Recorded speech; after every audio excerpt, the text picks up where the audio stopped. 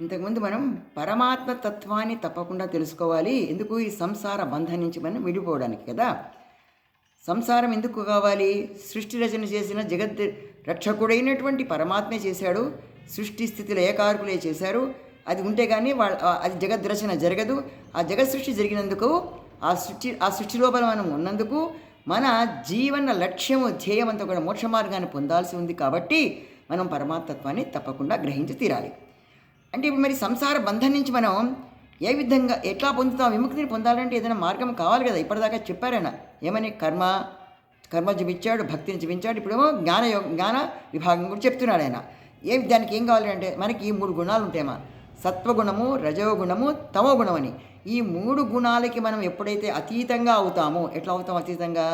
సాధన చేస్తే, అభ్యాసం చేస్తే, రోజువారీ కూడా మనం దాని అనుభూతిని పొందుతూ దాని నుంచి మనం దూరంగా జరగడం చేస్తే దాన్ని మనం అతీతంగా కావడానికి అవకాశం ఉంది. దాన్ని మనం అంతఃకరణ లోపలనేమో ఈ గుణాలన్నిటి అతీతంగా ఉండేట్టుగా చేసుకుంటూ బాహ్య ప్రపంచంలో, భౌతిక ప్రపంచంలో మనకిచ్చినటువంటి ఉపాధికి తదనుగుణంగా వచ్చినటువంటి ఉద్యోగాలు ఏవైతే ఉంటాయో వాటిని మనం కర్మ తప్పకుండా చేస్తూ ఉండాలి. అప్పుడే మనము ఆ బంధం లోపల చిక్కుకోకుండా మనం బయటకి పడగడానికి అవకాశం ఉంటుందన్నమాట.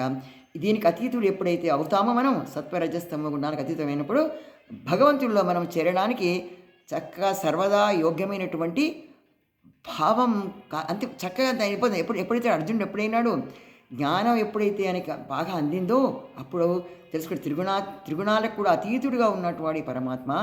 ఈ పరమాత్మ తత్వాన్ని తెలుసుకోవడానికి ఎన్ని విధాల ఎన్ని భవబంధాన్ని దూరంగా అవడానికి ఎన్ని పద్ధతులను మనకి చూపించాడు భగవంతుడు అని చెప్పి తనకు వచ్చినటువంటి నకాంక్షే అని చెప్పాడే. నాకు వద్దయ్యా ఈ రాజ్యం వద్దు, ఏమొద్దు. నిజానికి రాజ్యం వద్దు అనేది ఎందుకు? భౌతిక ప్రపంచానికి అక్కర్లేదు. కానీ ధర్మం కోసమైతే రాజ్యం కావాలి కదా. ధర్మరాజ్యం ఉంటే కదా మనుగడ జరిగేది. అది మన మనుగడే కాదు, మన సమస్త కోటి కూడా ప్రశాంతంగా ఉండగలిగేది. కాబట్టి ప్రకృతి శక్తులన్నింటినీ కూడా మనం వాటిని రక్షణ చేస్తూ ఉండాలి. మానవుడై పుట్టినందుకు, మనకు విషయాలు తెలిసినందుకు, సాధకులై ఉన్నందుకు, ఉద్యోగుల్లో పనిచేస్తున్నందుకు విధి విధానాలు మనం తప్పకుండా నిర్వర్తిస్తూ ఉండాలి. ఆ నిర్వర్తించేటువంటి సమయం లోపల భగవద్ధ్యానాన్ని ఎప్పుడు కూడా మరవరాదు. అంతఃకరణలో భగవద్ధ్యానం, బయట మాత్రము కర్మధ్యానం. కర్మ పని చేస్తూనే ఉండాలి. సత్కర్మను చేస్తూ ఉండాలి, మంచిగా పనులు చేస్తూ ఉండాలి, హితకరమైన పనులు చేస్తుండాలి.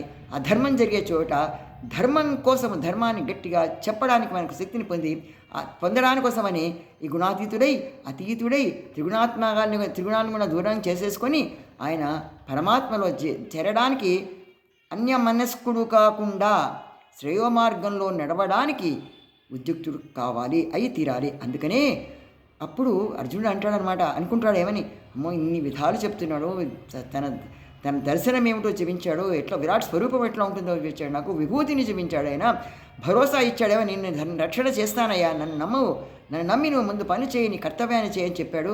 ఇన్ని చెప్తున్నా కూడా నా మనస్సు ఎందుకింత పరిపరి విధాలుగా పోతుంది.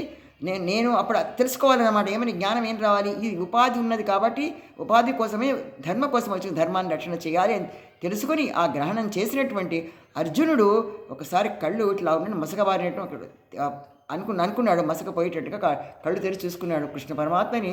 అంతరంగంలో అంతకన్ను నమస్కారం చేసుకుంటూ జై శ్రీకృష్ణ, జై కృష్ణ పరమాత్మకి జై అనుకుంటూ ఆయన ఆలోచనలో ఉండిపోయినాడు.